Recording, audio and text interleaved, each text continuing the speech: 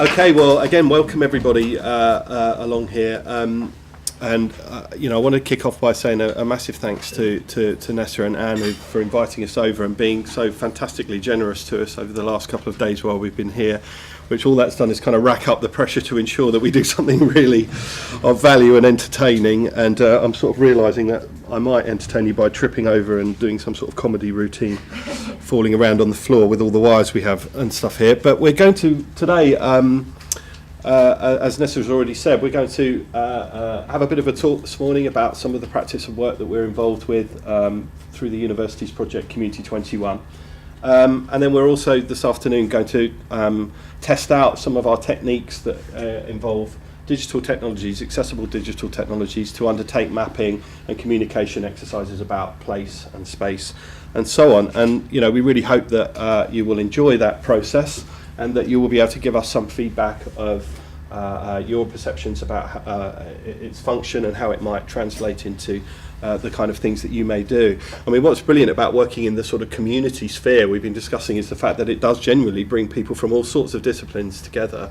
I feel very privileged now to be working with geographers, cartographers, people from all sorts of different social science background, as well as my home discipline, which comes from the arts and humanities.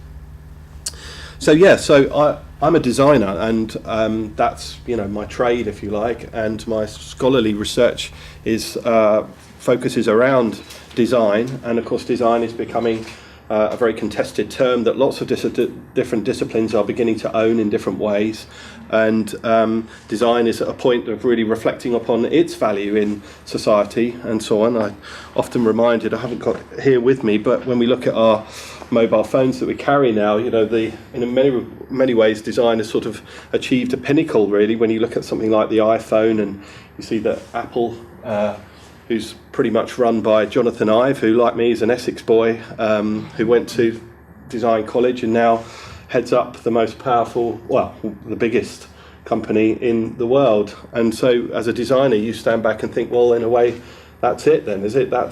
Everything's achieved. Design's had its day, done its purpose. And I suppose what's really interesting for us in many respects is for the last few years as a discipline, I think certainly at Brighton, we've been moving away from that kind of model and thinking much more about what's design's roles in community and thinking about the different kind of values that design can engage with. And I suppose that's partly where this comes from. So this is actually the first year I've been a full-time academic, although I've been working in academia for ever since I left university back in the 90s. And I've also would consider myself to be a community activist, and I lead on a range of different projects as they emerge that the community I live in and other communities identify as being things that we want to do together and working together on that. And I'm really that.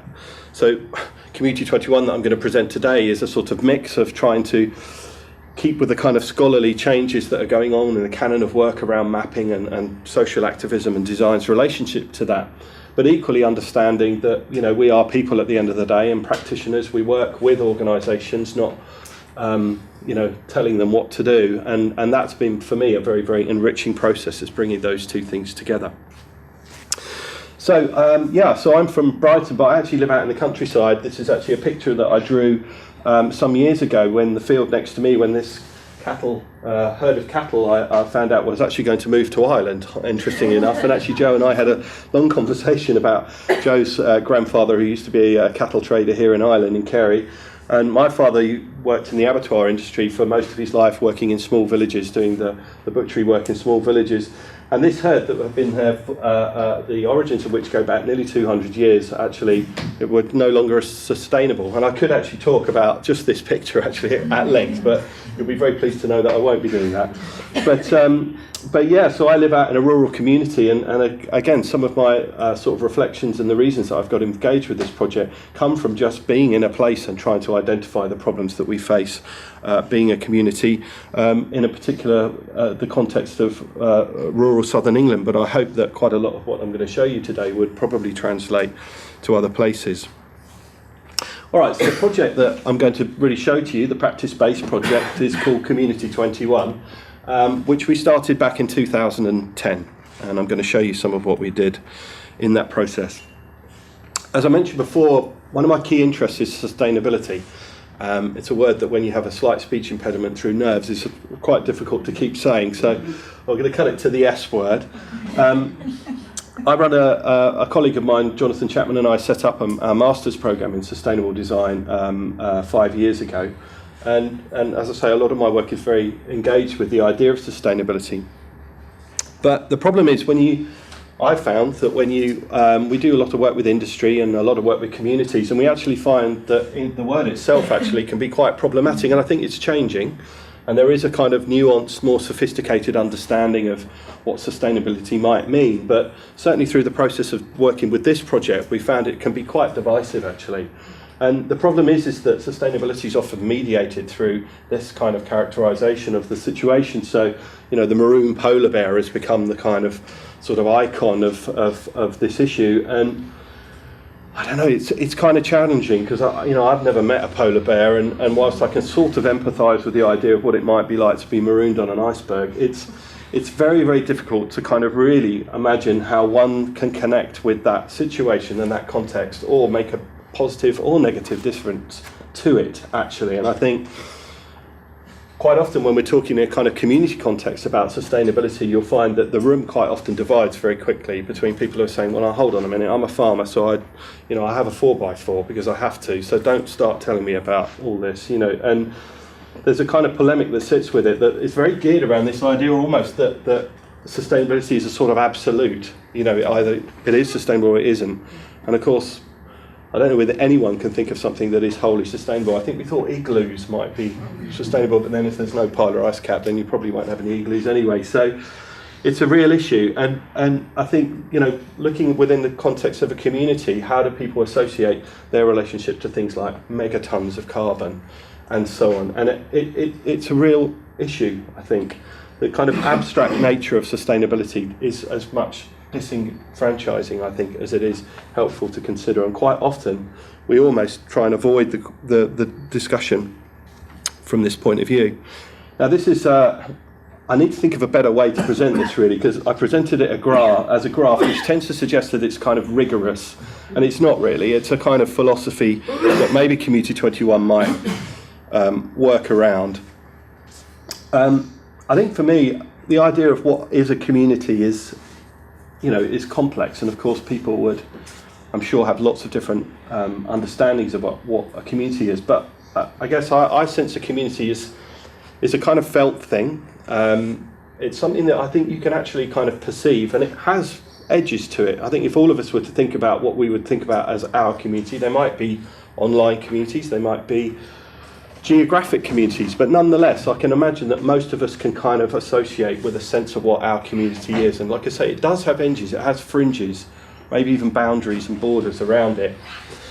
Now, working within the community context, what I've identified is, obviously, when we think about our influence in making change or addressing things in our community, just to, first off, to think about the kind of impact and influence that we have on ourselves. Of course, that's very, very powerful. Every decision I make as an individual, whether it's to take up smoking or walk in traffic or what have you, will have a profound and immediate effect on me. Likewise, I'd like to think that the influence I have on my friends and family, and they have on me, is potentially quite powerful. Within the context of what I would consider to be my community, also, I think, I look at my friends and the people living in my community, and we often do engage with and make really significant changes to the environment we live in and contribute to a debate and discussion about that.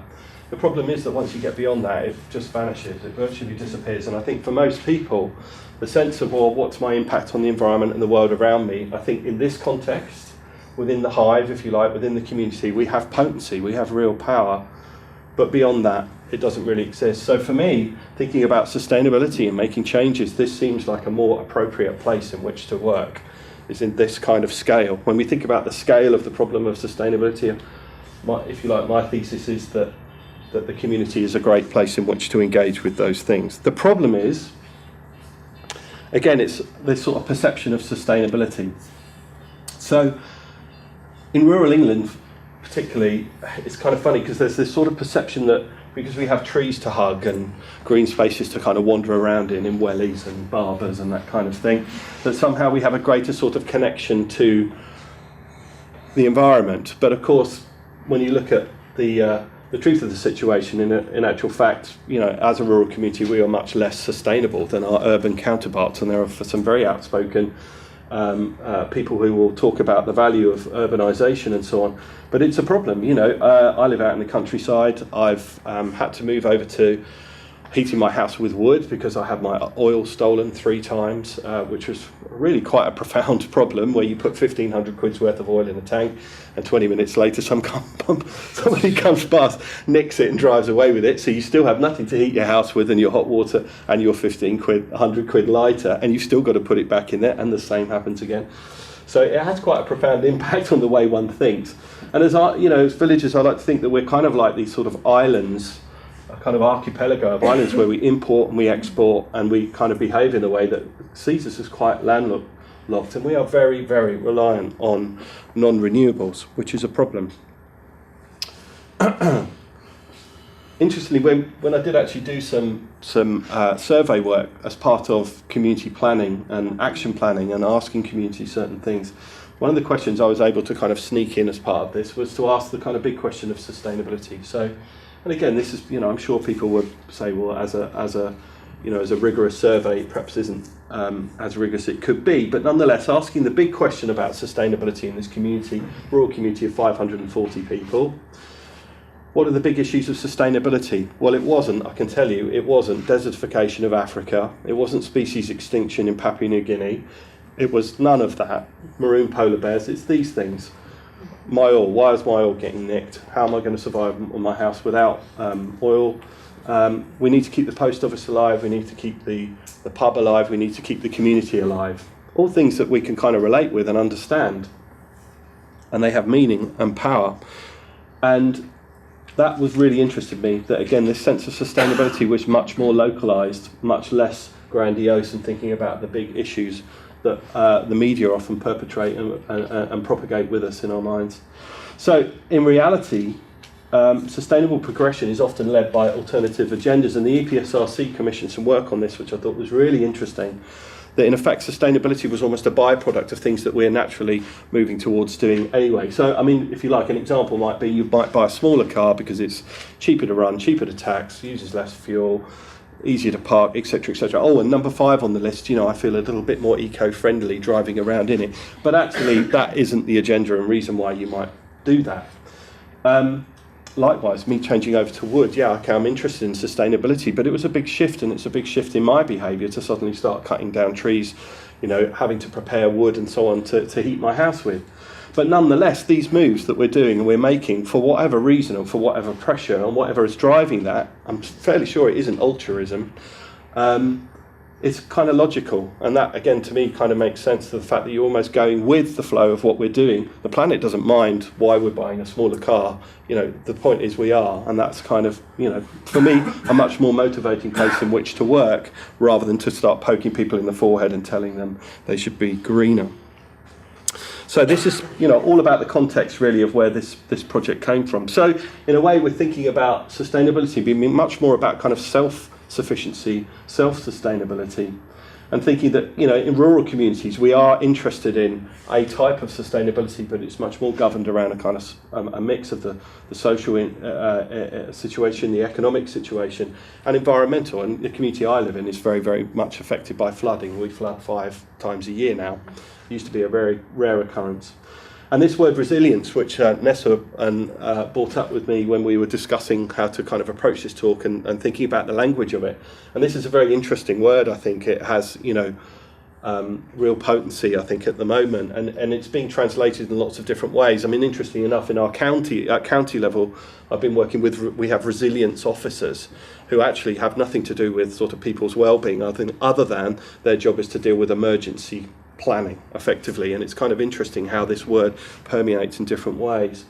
So again, this sense of keeping the post office alive, affordable housing, local economy, are all things that are driving that kind of sense of sustainability. It's a kind of unintended consequence of things that we're doing for ourselves anyway.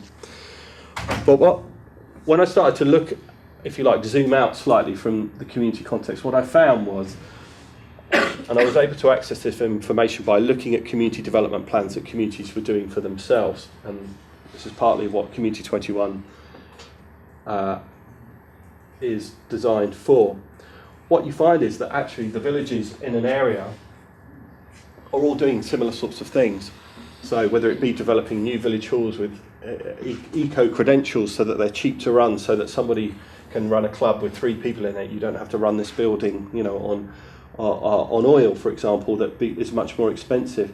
Thinking about keeping the pub alive, where are housing for older people going to be? These conversations are happening all the time. They're very intense here, and people are making actions and making changes within those communities, but they are very separate, as you say, these kind of islands of kind of activity. But nonetheless, it's happening, and happening in quite a profound way. And in the communities that we were looking at that time, they were making really, really significant changes to those communities. So, a community of 500 people putting 24 affordable houses into their community, or a community of 1,500 people building a brand new village hall that's completely ecologically kind of sound. Big things, big changes to communities. But they're not connected up, they're not discussing them necessarily with one another, they're not thinking about necessarily the bigger picture, which is good because they still have that power and that, like I say, that kind of potency within the village. But what interested me was, well then how do you share this knowledge, and what happens when you start to connect up that knowledge and share it across? What changes, what's different, what's common, how can potentially joining them up make a difference? So anyway, as a parish councillor, I got involved in doing our village community plan, and I'm sure many of you will know that community planning or action planning, it's all called different things, has been a fairly ubiquitous thing in certainly where I live.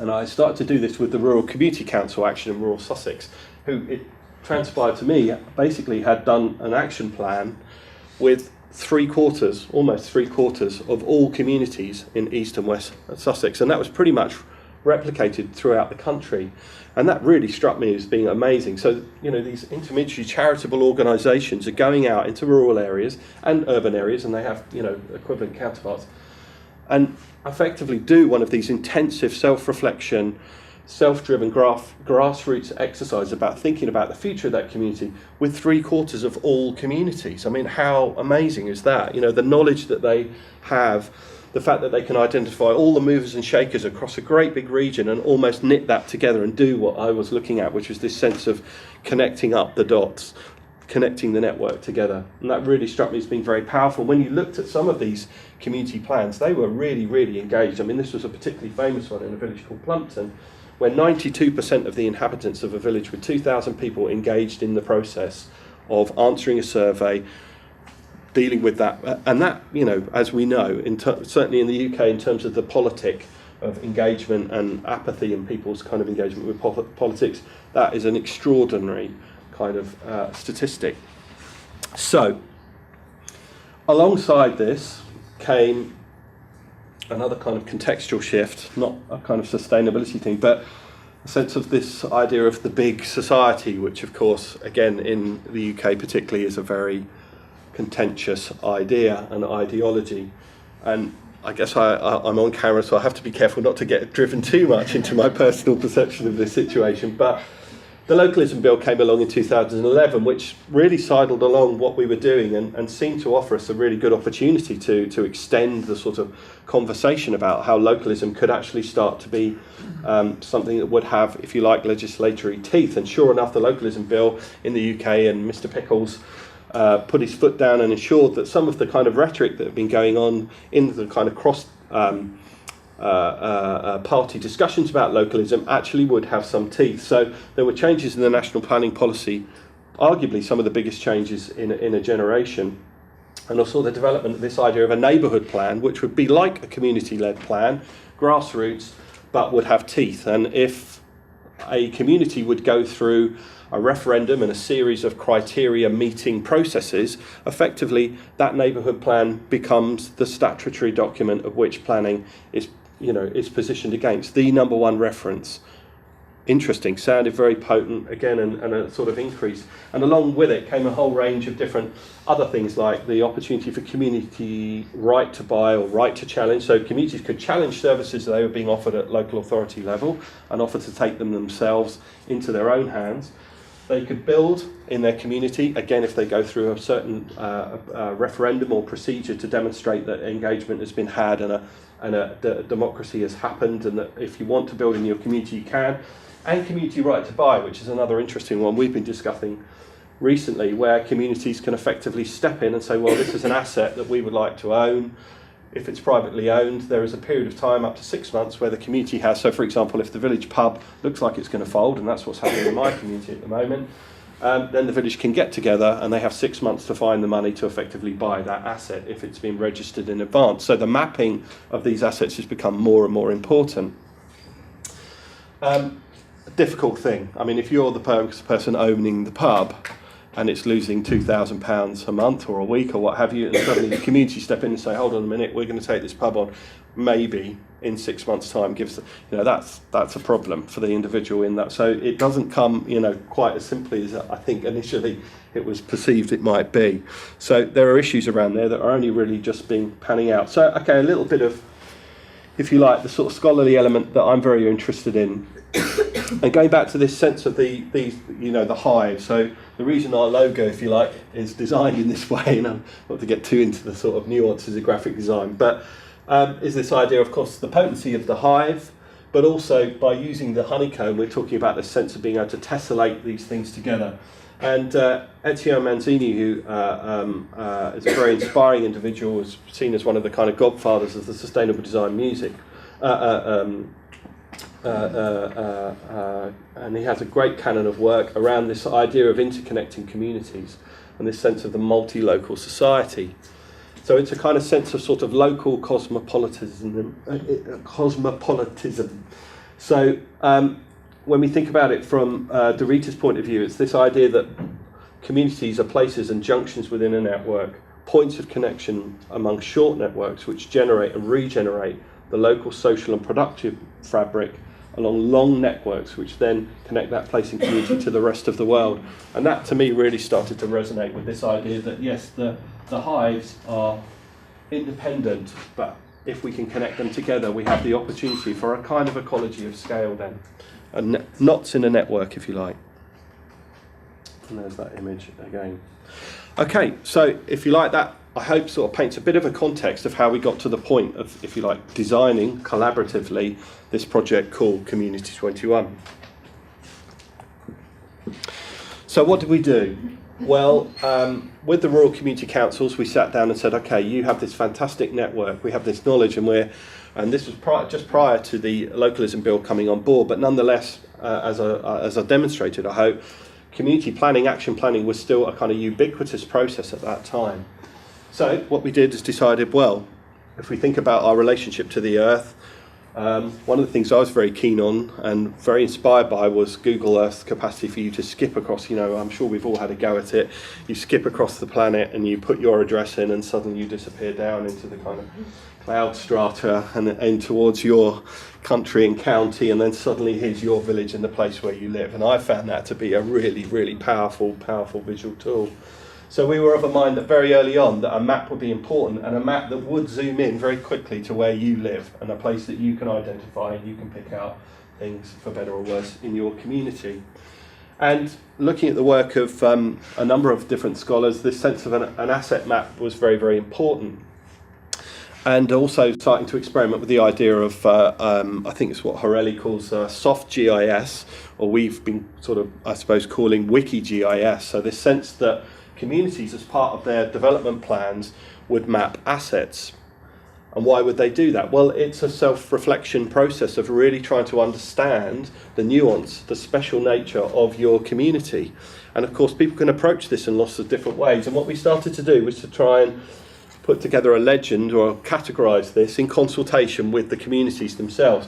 And this, of course, is a contested and ever-changing sort of sense of parameters. And to some degree, the agency was saying, well, actually, what we need to try and do is encourage or lead communities into a kind of conversation. So this is a sort of complex survey in many respects, is to ask people to say, well, what are the areas of designation in your community? What is your emergency planning procedure for your community? What are the businesses in your community? And of course, what we found was that a very nuanced, a very interesting, locally authenticated kind of picture would emerge from that. So, for example, in Plumpton, where we were just talking about, the parish council, when they started their plan, identified their community as having 8 businesses in it, small rural community. Of course, when they actually brought the community together to participate in this exercise, it turned out they had 120 businesses in that community. And of course, suddenly people start to say, oh, hold on a minute, where does that come from? What is that? What does it represent? Is it special? Is it unique? And of course, the community itself is saying, well, I didn't realise we had a printers in the village and a graphic designer, or, there's this sort of assumption. I was witness to 2 or 3 meetings where farming was seen as, the farmers were quite often, no disrespect, sit right at the front of the meeting, farming is what this community is about. And then, of course, we realised that actually broadband, and we could have opened an Apple shop in the high street of one of the communities, because the amount of graphic designers, architects and so on that were actually living in those communities far outweighed a sense of the farming community. So really interesting things start to emerge from that process. And of course, I'm sure cartographers and some of my colleagues in geography and so on would say, well, there's issues here. What is local knowledge? How much of this is true? How much of this is fact? What's it based on? And of course, the question we're asking was, well, it's generated by the people within the communities themselves, and how they mediate and deal with that is obviously under constant review and questioning. But nonetheless, what's coming out is an interesting picture. So by using Google Earth and setting up a wiki GIS system that we designed to make very, very easy for communities to use, they started to map. And we worked with 8 communities. We had a short pilot in 2010 of about 6 months, and of course a community plan can quite often take 1 or even 2 years. So we sort of stepped in and did what we can with communities. But we found that actually the asset mapping project is something that communities were very, very keen to do. And when asked whether they would like to participate in this, and this was a district-wide conference of parish councils, a lot of them said that asset mapping was something that was a key objective for them now. So you build up a kind of audit of that community and what comes of it. So, as I say, interestingly, with localism coming on board and the powers that were given over there, when I asked the community, okay, so what are the assets in this community? Got 350 responses back saying that actually the biggest asset in this village wasn't one of the 6 churches in that community. It wasn't the pub. I mean, of course, some people identified these things, but what far outweighed any of the others was this privately owned woodland on the outskirts of the village, which, of course, suddenly everyone's saying, well, what, you go there? Yeah, I go there. And I mean, it's a big wood. It's over 150 acres. Interestingly, the person who owned this wood was the chair of the parish council, who was also driving the process along with the community reflection. And this was the time when the government was selling off the woodlands, and it was a very contentious issue. So, of course, in thinking about our new legislation, this is likely to become the community asset, owned by the chair of the parish council, who will then not be able to sell it privately, should he so wish, as being one of the top kind of community activists in the area. So there's a kind of all this sort of things start to emerge. But what he said was, well, that's great. I now know that all of these people recognise this woodland as being very, very important. So what we did on the system was then allow him a space to effectively deliver a sense of what he felt the value of that woodland was, and a kind of policy for access to it. So yeah, by all means, bring your kids, bring your binoculars, don't bring your dogs, and don't let them go tearing around, because it's a nature reserve, and these are the things that are special to us and evidently special to you. So let's talk about how we negotiate the use of that space, which I think is really interesting. Equally, things that would start to emerge, and we were talking about this yesterday actually, the sense of how drought has become, well, water, generally speaking, down our end of the country has been an interesting issue. It's boom and bust time. So through the summer there's no water. As soon as it hits autumn, days like today, suddenly we've got more water than we can contend with, and villages and towns and so on are flooding. And so communities were starting to identify possible sources for water to help with the drought in the summer. So old-fashioned wells and so on that exist in a community, and thinking about, well, how can we actually bring those things back to life? What you end up with, of course, is a directory that starts to emerge out of that process, so people can start to interact with a sense of, well, here are all the assets in there, and we can map all sorts of things as we're going along. What we also did was built in a survey system, so people could participate in the surveying of things online.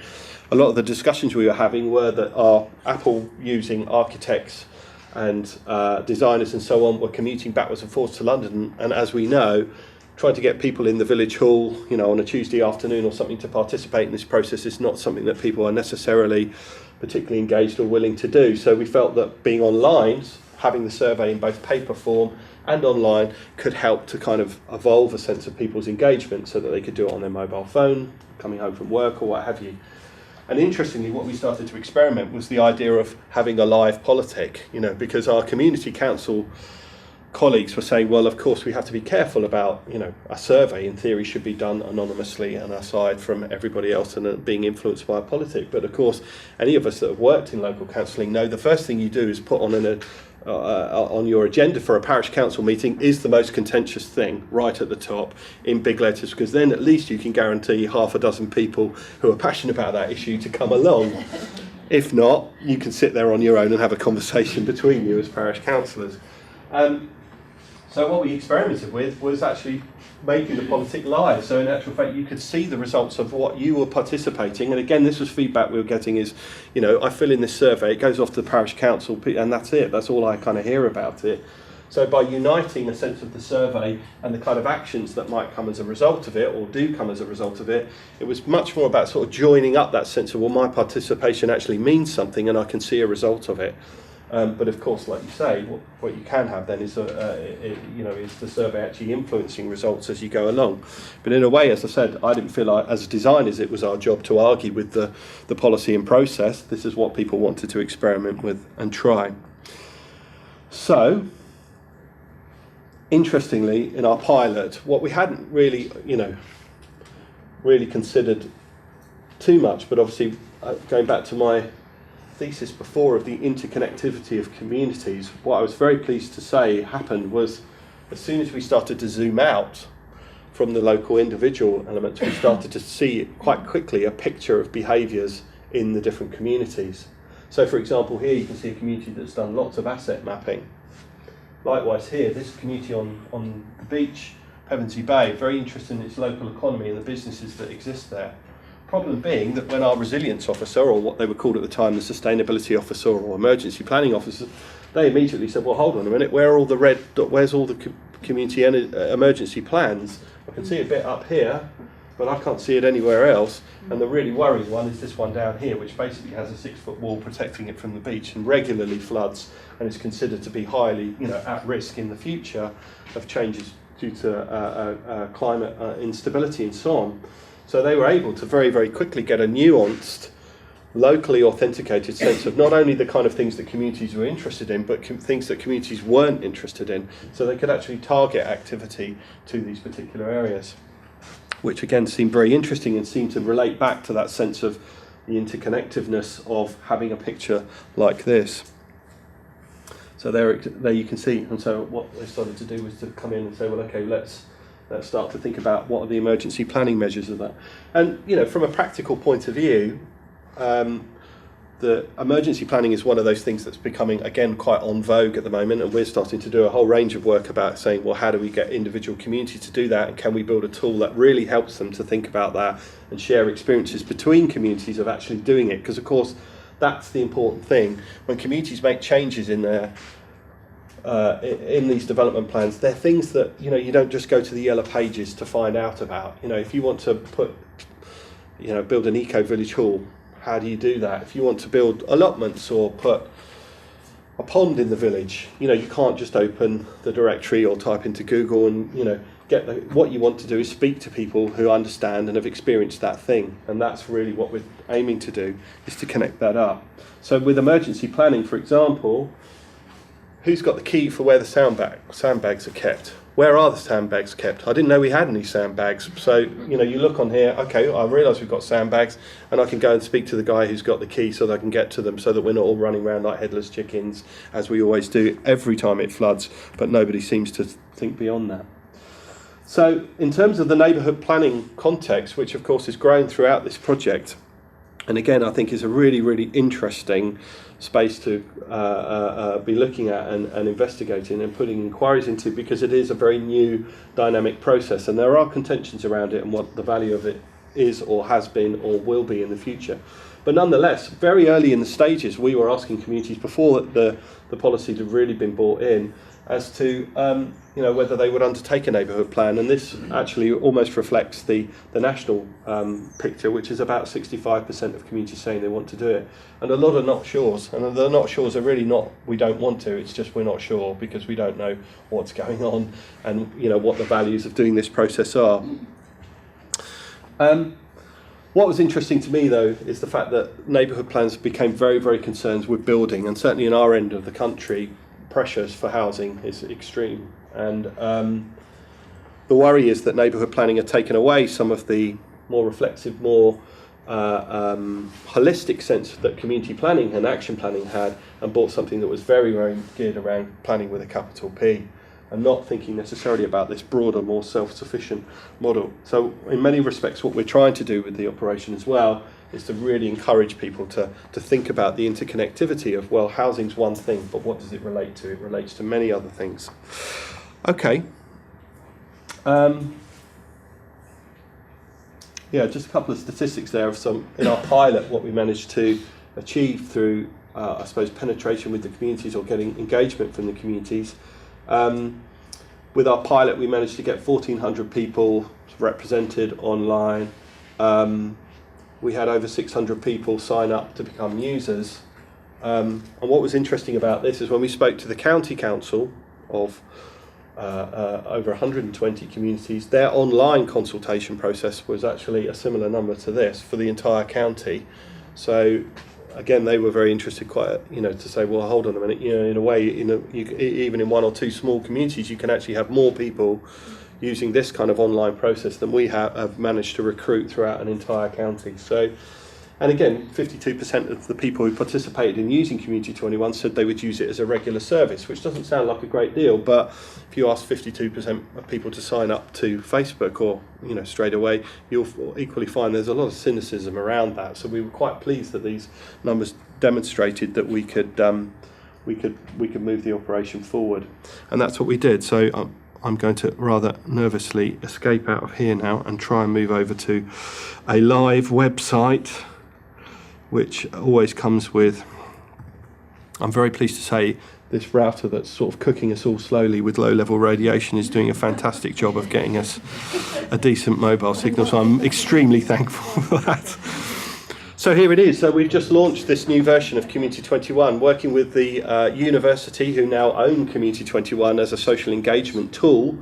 I've been able to step back slightly from it, which is great, because being a developer of a social networking and mapping platform, believe you me, it's a difficult thing to maintain and sustain on your own, particularly when you have lots of people engaging with it, which is very positive. But as we were discussing yesterday, I would have people phoning me up saying, yes, your platform that I'm using at the moment, can you give me some help? Yes, of course, madam, how could we help? Can you tell me how to turn my computer on? Okay, I can see this is going to be an issue in a long evening. So, and of course, I'm sure we could discuss this at length, and our interactions with social media and technology and so on are changing and evolving, and it's not a wholly 100% inclusive process, which we know, and I'm very happy to talk about that. But nonetheless, I think we've demonstrated that it has some value, and certainly is likely to have, I hope, increasing value in the future. So this is our new version of it, really, that we've literally only had this on board for a matter of days, and we had an independent evaluation done, and working with the agencies that have been involved in community planning and the communities themselves, we've evolved the toolkit, and the whole site really is a toolkit for doing community planning on, has been designed in collaboration with those people. And I guess that's been my role, is to kind of facilitate that participatory and collaborative process. So here it is, and you have basically different entry points to learn about different things. The communities is an obvious one. And what's been really lovely this week actually is new communities keep popping up that are now using it, mediated through our relationship with the Rural Community Councils. So if we go back to, where are we? Here is an example of the community in its sort of updated form. So this is one of the pilot communities with the map again. Again, you can filter the map to look for specific things. So if you're just interested in emergency planning, you can look that way. And of course, you can zoom out and look at that across the whole county. Things like public services.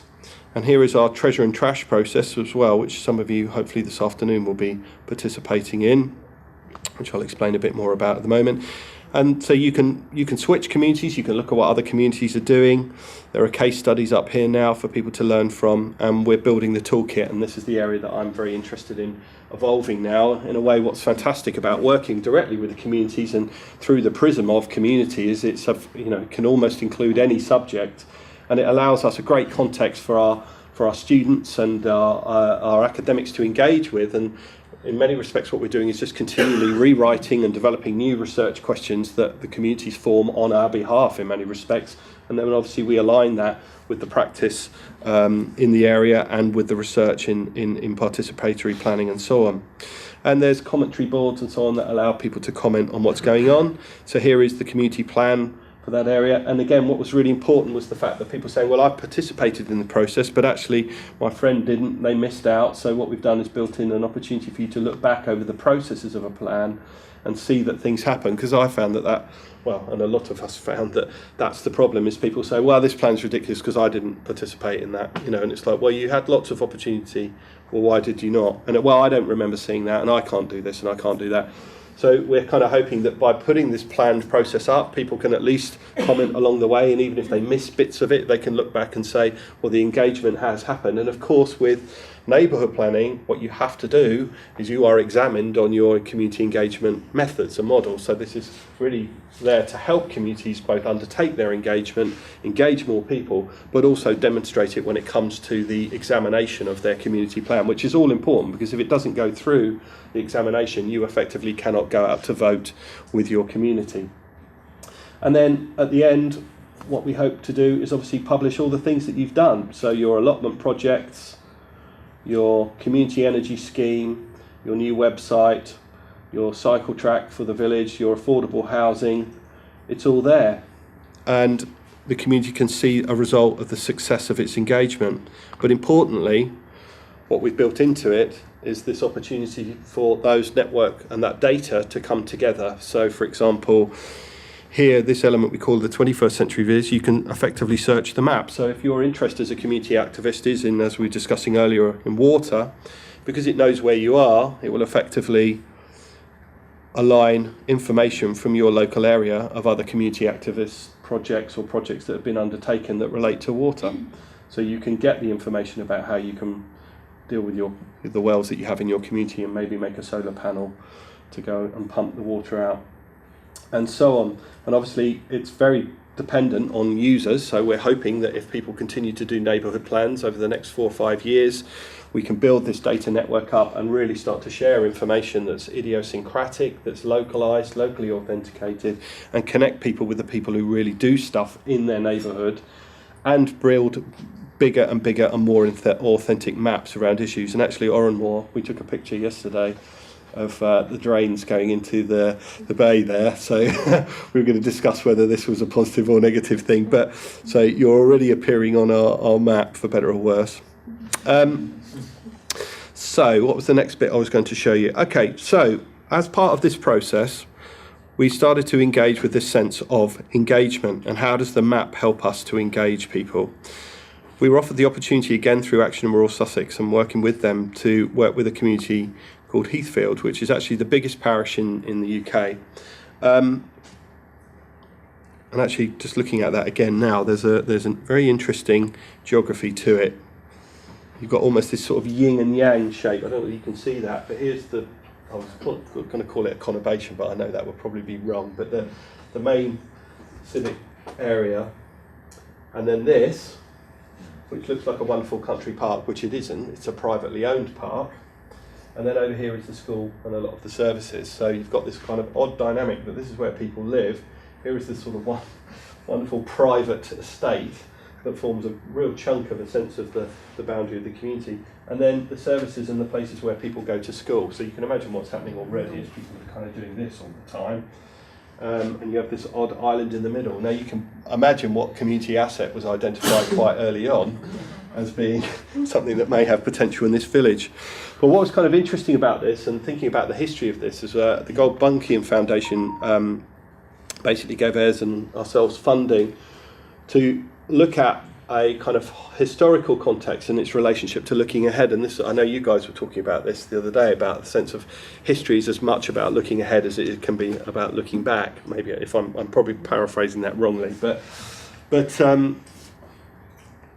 what was interesting about this was this idea of a significant disconnect between young people and old people in the community, which was very interesting. So what we did was bring those people together to tell stories, to use the map as a way to develop a kind of digital repository of experiences and understandings that then younger people could participate in. So we had very old people in the community, people over the age of 80, 85, telling stories, reflecting on the community and mapping some of those stories and histories onto the map.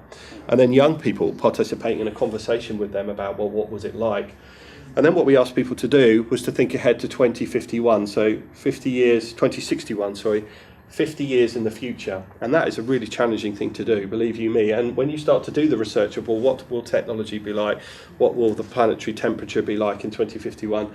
It's a minefield. There's very, very little information that you would really sort of bet your mortgage on, to be fair. And it makes for a very interesting but nonetheless quite abstract scenario. But nonetheless, the conversations that were had between young and old started to elicit a sense of, well, actually there are common things we're interested in. So perhaps the more obvious ones were things like the environment. And what we did is we brought a range of our students. We're developing a real sort of, I suppose, natural processes in design in our design areas of working directly with community. So we took a gang of students out who had expertise and said, okay, let's work with the young people and old people to imagine their vision. So this is an example of the school where we have this sort of oversized sense of technology. So by using some of the apps that we were familiar with, this is Google SketchUp, we got the kids kind of imagining the future of their school, having lots of different kind of sustainable kind of practices and stuff built into the school.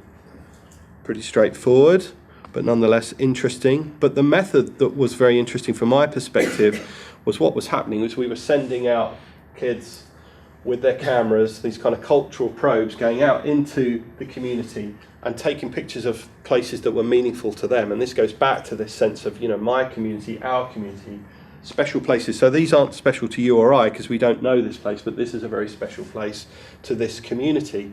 And as part of its reflection, what we were able to do is to say, well, okay, in the future, in 2051, how would we like wildlife to be here? And so these are two indigenous species that have now disappeared from this area, and working with the Wildlife Trust, they said, well, if you were to change this habitat or that habitat, you could have to track them back. So of course with Photoshop it was very easy for us to actually put them back. And you can imagine that this is a relatively unnerving prospect for somebody who regularly walks their small Jack Russell up and down there. Partly because the Jack Russell's likely to go for the pig in my experience, but nonetheless what these become is a kind of map of motivations, a map of aspirations and visions that really start to mean something to people. And the beauty of the computational power of the app, if you like, was the fact that we were actually almost be able to visualize them in reality. Other examples I could just show you. How am I doing for time?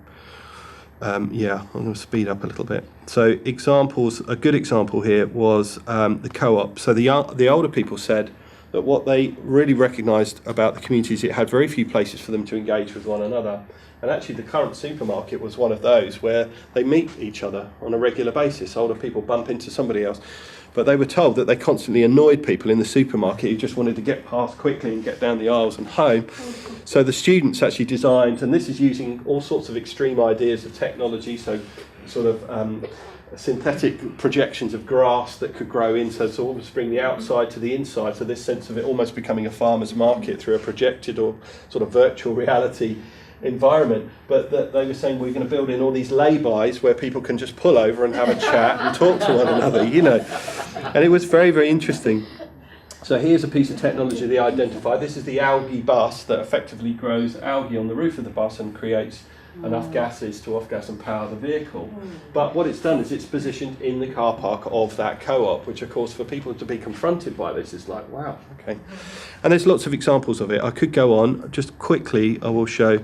So the young people were able to come up with a community housing project and actually map it into the landscape, and they thought really carefully about the the natural materials, the indigenous building crafts that were in the area, the need to contain water, but equally what was very important to them was the idea that there would be a local economy attached to it. And they did all sorts of mapping exercises projecting the future of their consumption of meat, vegetables, water and so on. And a much more esteemed geographer colleague of mine, he helped us to kind of check and balance on the stuff that they just dragged out of Google basically, and then made some projections themselves, and he said, well, they're pretty good, they're as good as anything I've seen. And this is a bunch of 11, 12, 13 year olds undertaking this work, and you kind of think, wow, that's so one there. And one I just wanted to pick up on, which I found was quite, this was a young girl whose family owned a farm, and she was very interested in the energy and so on that it took to grow the cattle and beef and so on. And she said, well, I think it's weird that we just don't eat much of the meat that just lives and breathes around us. And she was very interested in the idea of developing a wild cafe that would only produce meat that lives in the area. You kind of think, well, wow, what a great idea. You can imagine PR people, really, Jamie Oliver jumping on this straight away, You only buy things that are effectively within a 1 mile radius of you and they've been shot or run over or what have you. And of course they found that there's an example of pigeon. Of course that's not so ridiculous, but there's a squirrel pasty, which is a bit more challenging for people to imagine. But again, it kind of paints a picture that is really, I thought, very kind of arresting and engaging and so on. Now, what you will have noticed is that the young people here actually look quite old, and what we found was that it was, and I'm going to show an example of it a little bit later on, but that what was great about the process was that the old people actually influenced the kind of conversations that the young people were having and getting them to think about the scenarios that were there. So what we did, and we found was a great opportunity, was effectively to use an ageing app on a mobile phone to take those people and say, well, what will you look like when you're 50 years older? And that had a really profound effect. And of course, apart from the fact that it was great fun and they were just diving around taking pictures of one another and their teachers and making their teachers look 100 rather than just 50. But it was that capacity for them then to kind of empathise with their future persona, which was really, really powerful and elicited a lot more of these kind of discussions that we were having. So that was really useful. So the next part of the project that was kind of inspired by that was, as a parish councillor, someone pointed out to me that I was the youngest parish councillor in the whole of East and West Sussex at the time, and I was pushing towards my 4th decade, so I was a bit sensitive about age-related things. So the idea that I could be young at anything at that age was quite something. And of course, you think, okay. So I asked the Sussex local council representative, the Association of Local Council, and I said, so what's the average age then of a parish councillor in Sussex? Average, anyone want to hazard a guess at that? Average age? 68. Yeah, 68. Yeah, it is 73. So, and I just thought, wow, what crikey, really? Okay, and of course then when we think back to, so localism has handed the baton down to communities, the power to communities. Who will be the people who will naturally pick that up? Parish councils, of course, will say, thank you, we'll have that baton.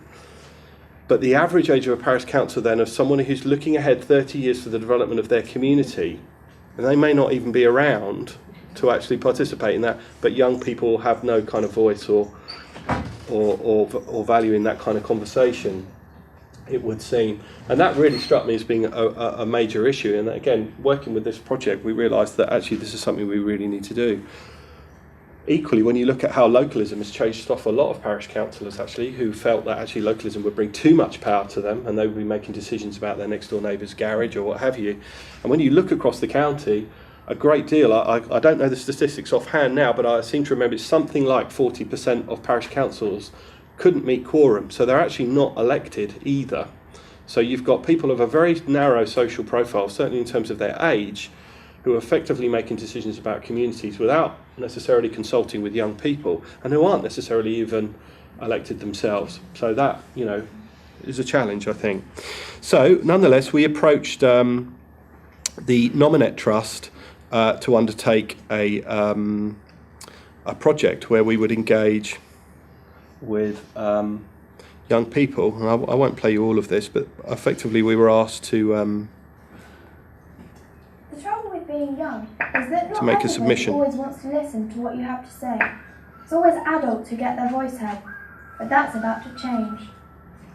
Last April, the government introduced new laws that enables everyone in the country to have a say in how their local community develops and changes in the future. It's called the Localism Bill. I bet you and your friends have loads of ideas about So basically we approached the Nominate Trust, which is the charitable arm of a URL sales organisation basically. So when you buy a website, usually speaking, Nominate Trust will actually do the administration of that. So they have a great business model basically. We own website addresses, you pay us, and so on.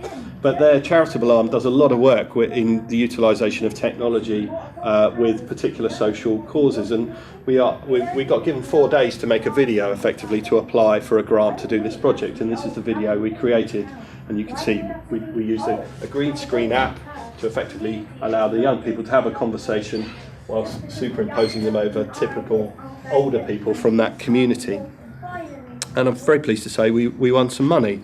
And so we started this project, and again our students were involved in this. We ran summer schools and workshops with young people to say, okay, well, how can technology help? Can technology really, these are the kind of RQs, the research questions. What is the role of technology in facilitating young people's involvement in mapping and planning the future of their community? So we continued on. We had developed a range of processes. This is one we call Treasure and Trash. And what we found was that young people quite like the sense of a kind of binary discussion about, well, what's good and what's bad in our community. And that's, I appreciate, it's kind of very polarised and not necessarily the kind of necessarily the approach you might instinctively think to take, because we want to draw out kind of nuance. But actually it's a great way of starting debate, actually, because one person's treasure is another person's trash, and etc., etc. And by using iPads and going out into the community, their phones and so on, taking pictures of these things and starting to map them on their map, you start to kind of elicit a conversation and debate. Stage 2, we progressed the idea of working with the ageing process. And as I said before, what was really interesting was this opportunity for us to get people to think beyond their natural kind of perception, and that's important for this reason. So this is a small village called Balcombe, where you might have seen on the national news in the UK, the fracking has become a major issue there, and they've been protesting and so on. This is their youth club. Their youth club is effectively the gents' showers in the local football club. So they turn the water off, set up a ping pong table, and there you go. That's it. That's the youth club. So rural services being what they are.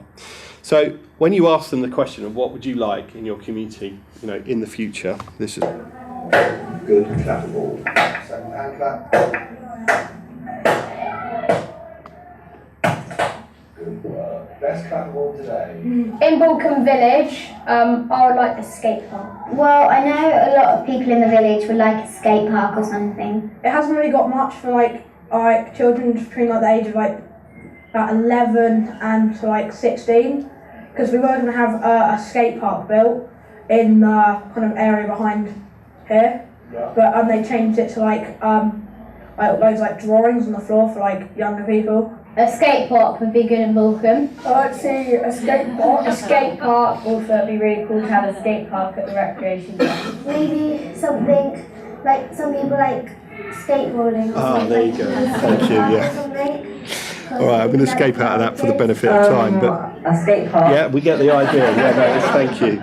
So I get, in a way, it's slightly mischievous for us to do this, because there was a particular contention around the idea that people in this community, kids, they generally wanted a skate park, and there was a politic around whether they would or wouldn't get it.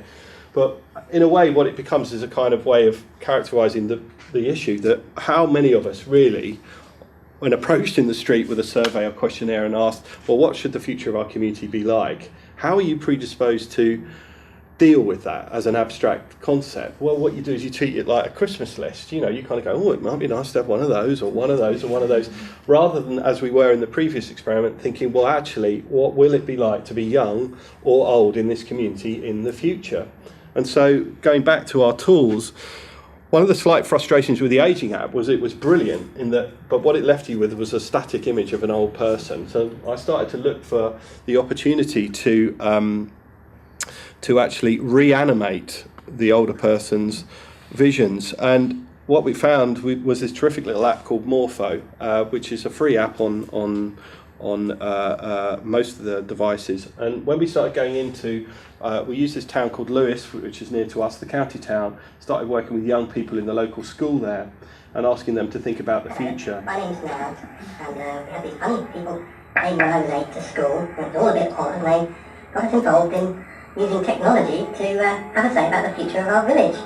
And I have to say, it was all very good fun, and I was 8 then, and now I look 88. So Nell's 8. So again, we got this kind of imagination process. I would like to see more zebra crossings in Lewes, especially near the schools for young people, because when I went to school there wasn't enough zebra crossings at the school. So again, you get the idea. What we were able to do then is to kind of reanimate this sense of the older person, which is, I have to say, is pretty good fun. And I'm hoping those of you who'll be around this afternoon, we're going to have a go at this. And I'm hoping that you will embrace the idea, because it does allow a kind of real flexibility, because not only did we find that we were able to animate those younger people, as you can imagine, one of the key issues you have when facilitating projects with younger people is videoing them, actually. You know, that in itself is a problem. Nowadays, there's a modern shopping mall with great shops selling fashionable clothes. However, there are no antique shops for old people like me. So unfair. Right, I was just going to pause it there, because what was really interesting about that girl's rather high-pitched articulation of the issue was when the county councillors and the town councillors came to work with the schools, as they did, you know, they come anywhere, politicians, fantastic, we're going to work with these young people on this great project. A war ensued between the young people who live in this town that has a very particular planning policy, which is about conserving the beautiful historic nature of that town. So there are no pound shops, there are no McDonald's, there are no, and of course young people say, well, that's an issue for us, thank you very much. And a really quite developed, almost vitriolic kind of dialogue went between the town councillor, the Green town councillor of this area, and that particular young girl. When we aged her, actually her perception halfway through the process changed. She started to think, okay, if we take a new, you know, if we knock down the town hall and build a McDonald's instead, the problem is that we could have a shopping mall, but then when I'm older, how will that be for me? Because actually some of these other shops, as she said, the antique shops and so on, may not be there, and they're the things that when I'm older I'd like to know. And that again struck us being as quite a profound, and there were a number of examples of that. This chap talks about not being able to get to the hospital with his arthritis and so on, which are things that with skate park syndrome, as we call it, and I know it's a kind of brutal measure there, just weren't happening. So that was terrific. But again, we thought, well, could this lead to something a bit deeper? So what we started to do then was to think, well, could we almost guide or lead or have discussions about topics through the characterizations themselves? So create animations as a way to kind of present.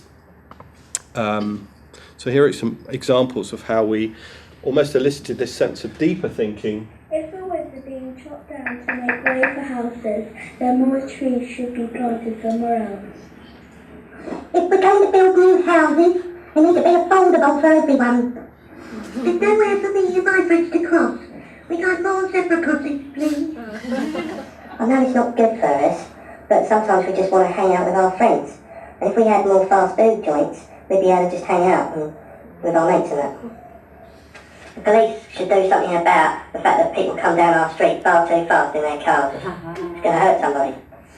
We would like to have more green spaces to grow food in the town. So what we found was, obviously we started to position these things onto the map, and the map started to become a really kind of expressive, interesting, provocative, funny map of the town. And one of the big questions we've been asking as part of the research is, well, how does this translate into the proper, you know, the rigours of a neighbourhood plan?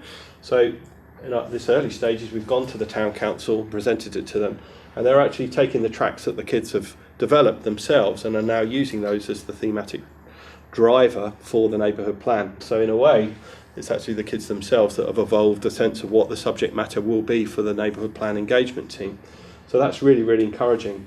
And Joe and Josh here helped us to work on this project, as did a number of individuals. And the next stage of the map for us was, Joe, do you want to come up and talk about this? Joe, who was an undergrad at the time, is now a master's student on sustainable design, helped us to think about another type of map that we might create. Shall I press go? You might need to come this way. Yeah, so I might talk just a sec before sure. we do. So what was really nice for me was being able to turn up to the summer sessions that Nick ran. And being a university student, it was really good to actually work with children before I even had any idea of what it was. And what it really taught me was how amazing kids actually are about the ideas that they come up with, and it's really not what you think. But the two tools that really stood out from what we used in those workshops, one was Google SketchUp, and the other one was Google SketchUp was actually a really amazing tool for getting really professional visions for the children out there, because it is a 3D modelling tool, and it is sort of a way that architects show models to the public and to adults, and so that was a really great sort of language conversion thing. And the second one was a physical model that Kelly did, which she was a PhD student, and it was essentially a architectural model, and the kids could make plasticine things and put them in. So something that I took from it was, if you could find the combination of the two that kids could do without any help, then that would be really fantastic. And I was doing research and all that sort of thing, and then I was watching TV one day and came across this little game called Minecraft, which, if any of you have got kids, will know it's like the biggest thing ever. And there's 35 million active gamers that play it, and I think it recently reached its like 100 millionth sale or something, so it's absolutely massive. But the benefit of it, and this is where I can play it for you, is that it's a tool where essentially it's a bit like Lego, so you build in blocks, so each one of these textures is a different type of block. But it gives you a really nice sense of what the town looks like. So this is Phoenix Industrial Estate, as built by me and some of the kids. And this is how it is at the moment. So this is an area in Lewes that's actively up for redevelopment. And it gives the kids a really nice spatial awareness of where everything is. So we brought them into the university it was about 4 days, and there was about 15 of them. Gave it away a bit there.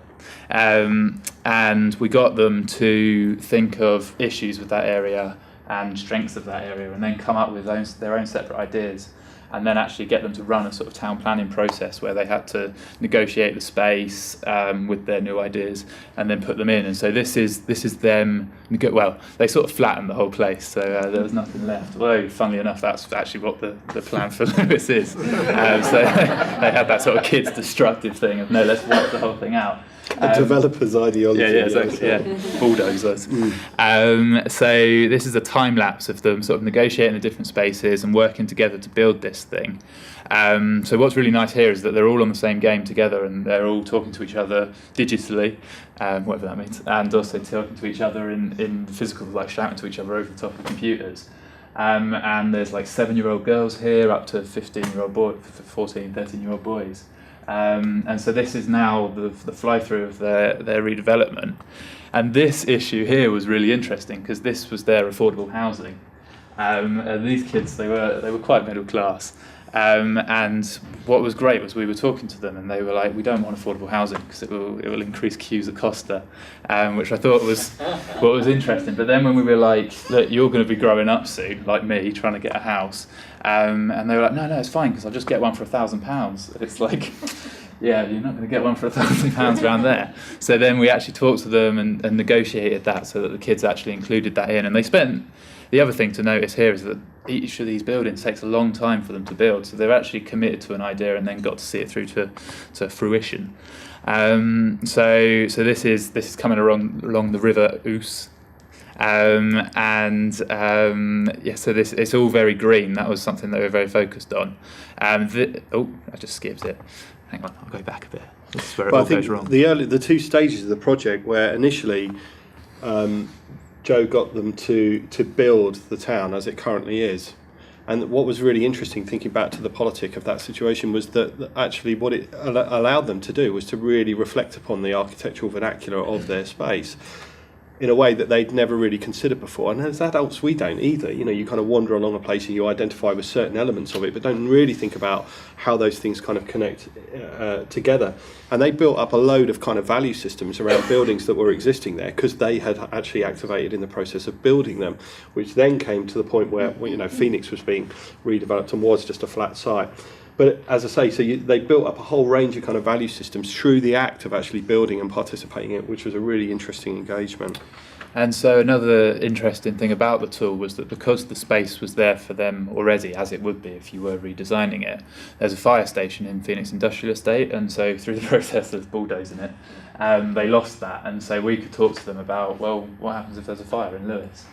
So they went to great pains rebuilding this fire station, and they built a gym in it and all that sort of thing. But also there's this magnificent bit of graphic design, it's not very clear here, but where it's sort of a, I don't know, like an 8-bit blocky texture, they built a flame on the side of it, and they were really passionate about this, up to a point where the server crashed and they lost about 10 minutes of work, and it was all getting a bit, they were about to crucify me. And then this is a cinema that which they were very, very keen about having. And then there were some butchers here, and this bit is a sort of big shopping centre with branded shops and things like that. And then there's the skate park, which is very, very difficult to build in Minecraft, which is, as you may know, it's very blocky. But they actually made it work. So they put rails around it, and so you can get in this thing here, which is a minecart. And you can go for a ride. Unfortunately, it's not live, so I can't do that for you now. But there's a big atrium and greenhouse, wasn't there? Communal growing area and this wildlife park. Yeah, and so renewable energy. Oh, I missed it. Yeah, that's your wind turbine. Yeah, not very quick on the draw on this one. But okay, so that's a wind turbine. When it turns around, you'll be able to see it better. But that was something that was of utmost importance to them. They felt that we were too reliant on fossil fuels, and they wanted this particular area to be renewable, have renewable energies. And so then I think this was Oceana, a nightclub that they wanted to go to, which was strange because they were all sub 18. But cheers, Joe. So what? Yeah, exactly. And Joe and Megan have actually developed an organisation called Block Builders on the back of this, which is a kind of social enterprise that is now engaging with all sorts of developments in our area and has been supported by the local MP and so on, because the engagement potential here is massive, as you can imagine, because you can open this up then to allow people, all manner of people to come into the community, either mediated through school or a youth club, or just independently at home to participate in that process. And I think, Joe, some of your master's work now is looking at that, the opportunity, as we were talking before, about almost running resilience or emergency situations in this scenario, and then asking the young people to participate in a collaborative endeavour to protect themselves against a whole range of different climate change or environmental or social issues as they occur. So a really interesting kind of modelling scenario. So once we built up all our animations and so on, I'm just about to finish now, you'll be pleased to know. Lastly, what we realised was that the value of the map throughout this whole kind of conversation and being able to geographically locate the issues and so on. And what was interesting about the map in itself is whilst we built these digital maps that people could visit and engage with, what was really interesting is that the physical map still holds some presence, certainly in the community context, and allowing people to come together. You know, and we were saying yesterday that we've got this sort of idea that we're going to build a kind of post-it workshop scenario, you know, where there's no post-it notes, but actually there's still some value in doing this. But Josh was using a piece of technology called augmented reality that we realised could actually mediate the two areas. So we could start to build a community map that people could come to a place and experience and visit aside from the digital map, but also embed technology in it. Josh, are you going to give us a quick demonstration? And this is something that we've started off. So here, I forgot to mention this morning that of course we've got our friends from Oranmore here, the village just southeast from here. Yeah, kind of, sort of east, yeah, sorry. And the plan this afternoon is for us to work with them to develop a digital map and potentially also a hybrid digital and physical map using some of the technologies that we've been doing. And very kindly they prepared a map for us of Oranmore, which is a village of 7,000 people thereabouts. Yeah, so a big village that's grown considerably in recent years. And on it, what we've placed is some digital animations. We got to go, Anne very kindly took us yesterday, and we were able to spend a few minutes running around the village trying to understand our thoughts on it. So Josh is going to show you how we can use some of the animations that we develop and actually augment them onto a physical map. Yeah. And you're going to do that very successfully. We are. I am the tech guy technology. This is Josh's big moment. He's been in 2 days now. If this doesn't work, you're going to see a public beating. Okay, so basically what augmented reality is, I know there's a lot of musicians in the room, and the word augmented means to add to, quite literally, and you get augmentation in music theory. But essentially what you're about to see in this magic trick is taking a virtual image, be it a photo or a video, and in fact it can also be done with 3D models. And then you're inserting it into a physical space. So it's got image recognition technology, which is looking for those shapes, and it will plonk on top the image. So as you can see, we've got this little one here. When we point at it, it then animates. So as you can imagine, for an audience to come around and pick out the spots which have got the animations on, it's a fantastic and quite fun way for them to do that. When we did it with the kids, they absolutely loved it, as you can see. So you just, all you need to do is literally point the device at the images, and it will just bring them to life essentially.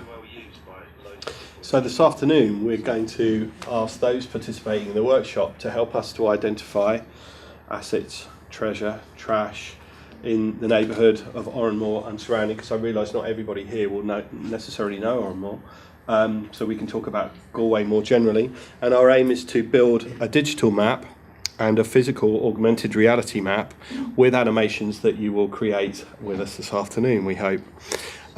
We appreciate that some of these techniques have been developed specifically geared towards children, but what we're finding actually is that they have value beyond that, and actually this issue of the abstract idea of your future community is something that these things we feel have resonance beyond just these individuals, and actually we've had some experience recently of them extending beyond planning altogether and allowing people to participate in all sorts of different activities. So what I'm going to bring up here now is what we started to do yesterday, if the website is going to work, is here are our project pages. And actually Community 21 now has been used by all sorts of different organisations that have a community perspective to map all sorts of different things. So we have projects to do with healthcare, looking after old people in a community, and so really the tool we've developed now is not quite fully open source, because the program itself is programmed and fixed, but we develop it as an ongoing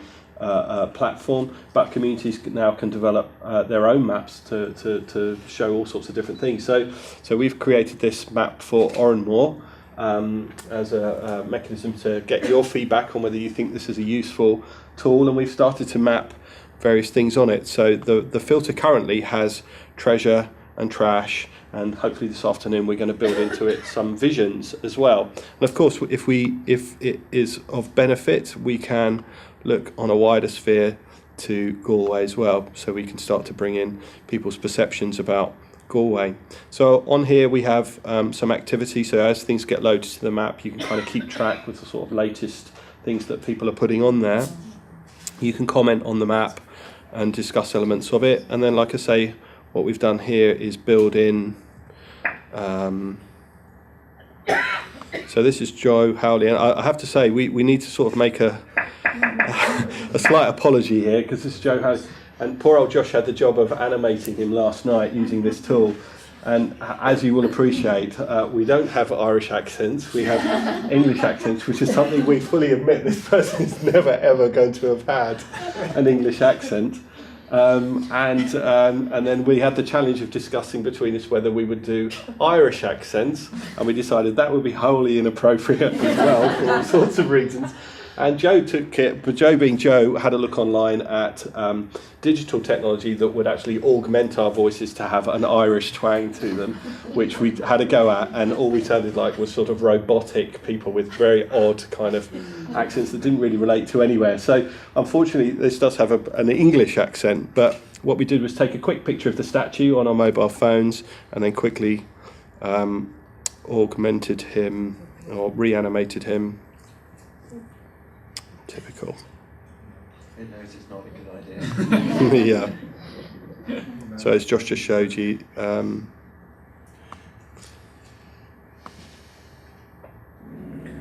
the 67 years I've stood here, I've seen a lot of change. Welcome to Oranmore. so this character stands at the end of the main street, doesn't he? Kind of looking up north, up the street. And he's been there for 67 years, so we thought it might be quite nice to reorientate, to reanimate him. A bit spooky, I appreciate. And then using a very, very simple technique. This is one called Chatterpix, which is even easier to use than Morpho, and simply allows you to draw a line through any image and reanimate it as a kind of caricature. So. A library in a church, what a brilliant idea, and so well used by loads of people in the community, especially after school. So apologies for the sort of Jamie Oliver Mockney accent there, but yeah. So that's what we were kind of hoping we might be able to evolve, is a sense of maybe young people or yourselves getting involved in building this map for Oranmore. So that I suppose leads us on to what we might do this afternoon, and sort of brings together at the end of our talk. And we have kind of gone on a little bit, I appreciate, longer than we perhaps said we would. So I don't know whether there's time for questions and so on, but yeah, absolutely. I just want to say thanks so much, Nick. You at one point You're welcome. apologised towards the end that you were going to finish up, and I was like, no, keep going. So we're absolutely delighted with that. Just a round of applause actually for Nick. thank you very much. Thank you.